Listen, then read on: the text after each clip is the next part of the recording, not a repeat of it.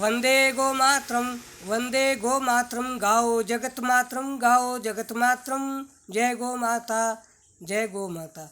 हमारे देश के अंदर 3 शक्तियाँ हैं और तीनों शक्तियों से 3 सिद्धियाँ, तीनों ही शक्तियों से 3 सिद्धियाँ भी है। मैं आपको बता देता हूँ कि प्रथम शक्ति गौ माता है।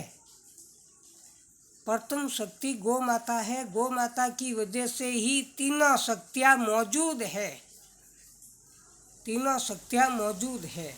हमारे देश के अंदर गौ माता में अजीब शक्ति है। हम इनका पालन नहीं करते, बस हम इसका पालन सच्चे मन से पालन नहीं करते हैं, इसलिए तीनों ही शक्तियाँ लुप्त होती जा रही है, तीनों ही शक्तियाँ लुप्त होती जा रही है। और तीनों ही शक्तियाँ के कारण तीनों ही सिद्धियाँ भी लुप्त होती जा रही है। अब वो मैं 3 शक्तियाँ आगे बताऊंगा, 3 शक्तियाँ और 3 सिद्धियाँ आगे बताऊंगा।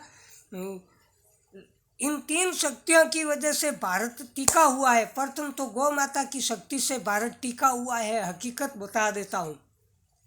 गौ माता ऐसी है कि गौ माता की वजह से ही सारी शक्तियाँ आज देश के अंदर है। पालन हम लोग कम करते हैं, इसीलिए शक्तियाँ भी कम है। गौ माता का पालन हम करना भूल गए। गौ माता की वास्तव में चैलेंज के साथ कहता हूँ कि किसी के घरों में गौ माताएं नहीं है। 100 घर के अंदर सर्वे कर लो, 100 घरों में, तो 100 घर में से मुश्किल से 3 घरों में गौ माता मिलेगी।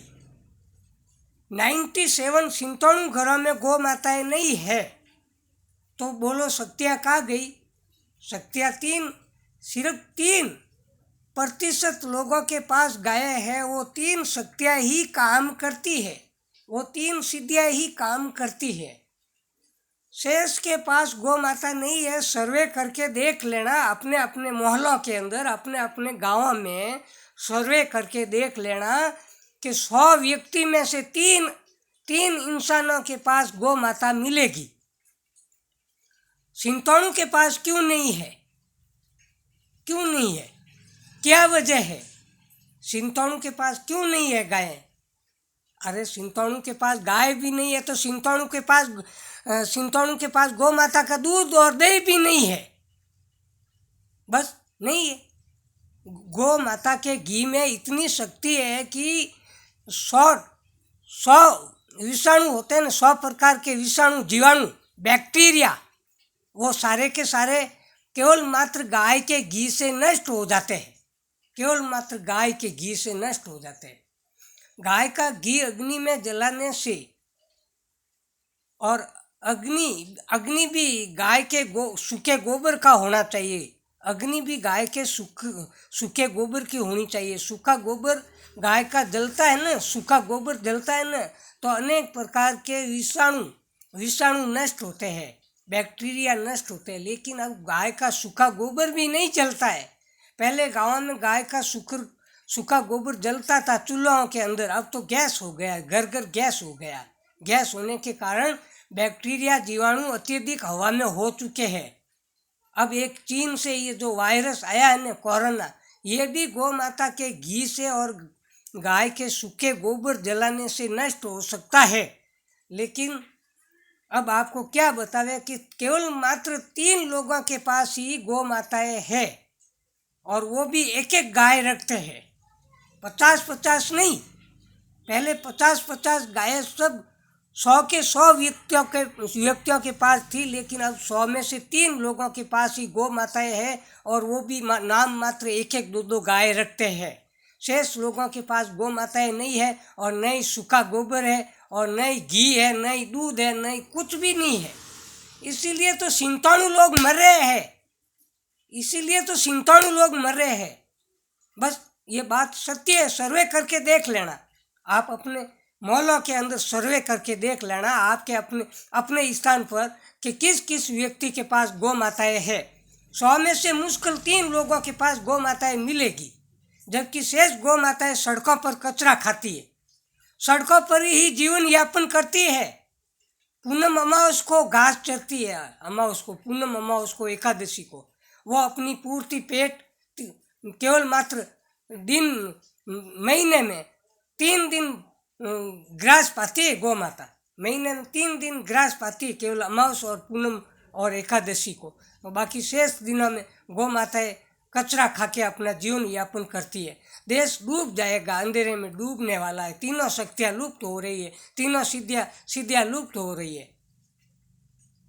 अरे गौ माता का पालन कर लो, घर के अंदर घी दूध मिलेगा, घी दूध बिकेगा, गोबर भी बिकेगा। आने वाले दिनों में गोबर भी बिकेगा और गोबर से बिजली बनेगी। बिजली, हाँ, गोबर से बिजली बनेगी, गोबर से गाड़ियाँ चलेगी, गोबर गैस बनेगा, गोबर गैस से गाड़ियाँ चलेगी। इसलिए गौ माता का पालन जल्दी से जल्दी करना चाहो तो कर लो, ठीक रहेगा। देश विकास की गति पर पहुंच जाएगा। गौ माता के गोबर से केवल मात्र गोबर से खूब बहुत सारी गाड़ियाँ गोबर से चलेगी। पेट्रोल बंद हो जाएगा, आने वाले 20 सालों के अंदर पेट्रोल डीजल बंद हो जाएंगे। हाँ, और पेट्रोल डीजल से प्रदूषण होता है, बैक्टीरिया नहीं मरता है, जीवाणु नहीं मरते हैं। गोबर जलेगा, गोबर गैस जलेगी ना तो बैक्टीरिया भी खत्म होगा, जीवाणु खत्म होंगे। इसलिए गौ माता का पालन शुरू कर दो। गोबर बिकेगा 50 रुपये किलो, 40 रुपये किलो गोबर बिकेगा। गोबर कौन लेगा? कंपनियाँ लेगी, कंपनियाँ, सरकारी कंपनियाँ लेगी।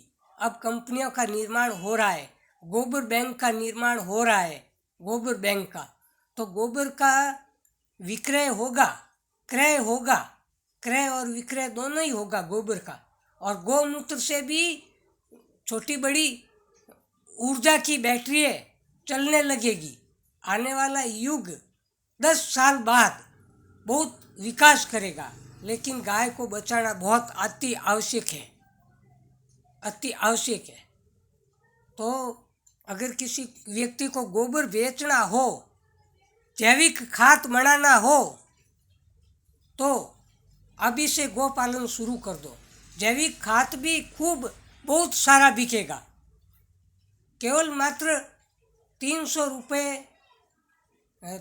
रुपये का मतलब 20 किलो जैविक खाद, 50 किलो खाद, जैविक खाद का 300 रुपये प्राप्त होगा। 50 किलो का 300 रुपये। ये तो आने वाला एवरेज, मैं रुपए नहीं बता रहा हूँ, लेकिन ये एवरेज बता रहा हूँ कि गोबर गैस इतने मूल्य में बिकेगा, गोबर इतने में बिकेगा, गौमूत्र इतने में बिकेगा। ये बात की बात है 6 साल बाद, 10 साल बाद लगभग। लेकिन अब तो पालन शुरू करना पड़ेगा, तभी 10 साल बाद आनंद आएगा, 6 साल बाद आनंद आएगा।